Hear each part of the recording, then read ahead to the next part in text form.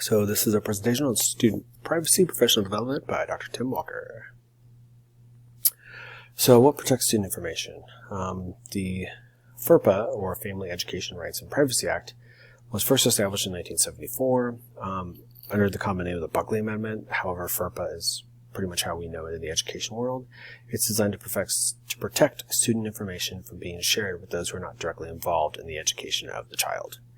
They do transfer the age of 18 to the child as well. So any educational institution, organization acting on behalf of an educational institution is required to follow FERPA. This would include private and public schools that receive federal funding, as well as their student information system programs that they use or contract with.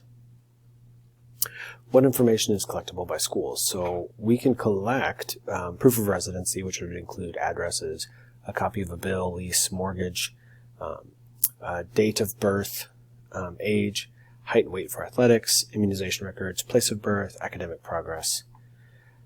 Things that we are unable to collect or require for enrollment would be immigration status, social security number, birth certificate, and medical information that's not tied to their immunization records.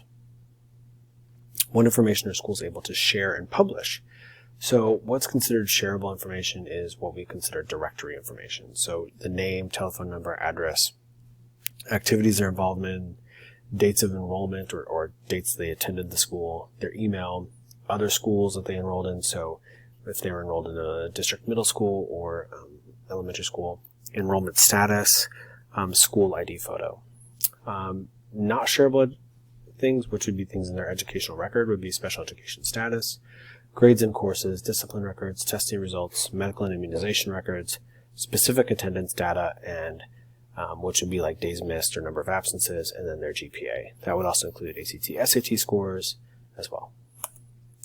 So protecting the students in my classroom, I think the first thing we can do is definitely utilize websites that are approved by the district to avoid students sharing information. So in Shawnee Mission, we use a ClassLink, which is a program that allows the students to use a single sign-on, which is signed on through their username and password that they already use for their computer.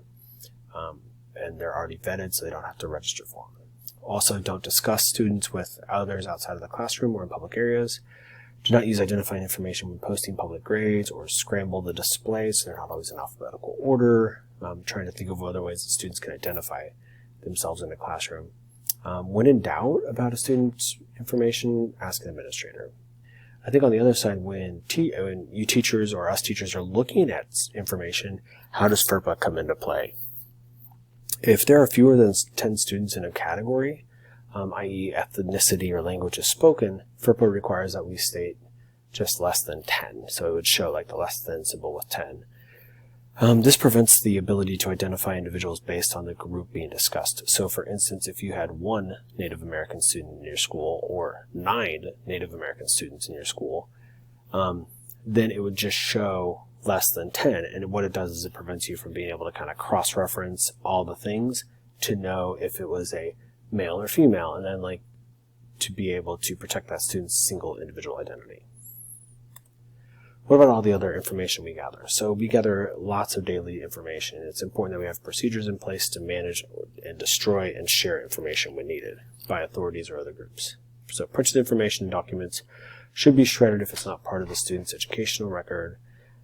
There are shredders in the main office, in the special education offices, as well as in the counseling office. Any other electronic information stored on thumb drives or CDs should be stored using a password-protected system or destroyed once they're off of that actual physical media.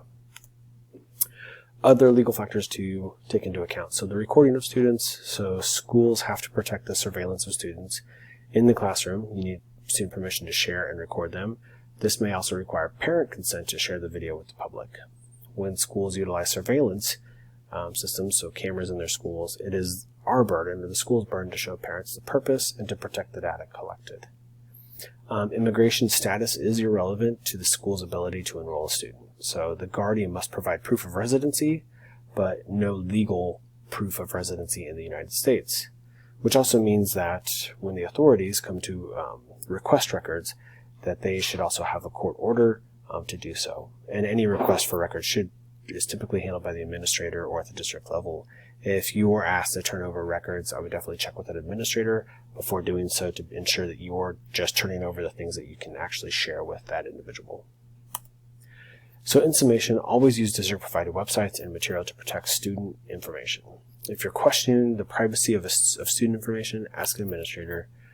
Never answer questions regarding specific students to someone not directly associated with the student's education. So that'd be a social worker, someone outside of the school, or just a teacher in passing, or another parent. And those are some pretty easy methods to protect yourself and your students. Here's my link for references. Thank you very much.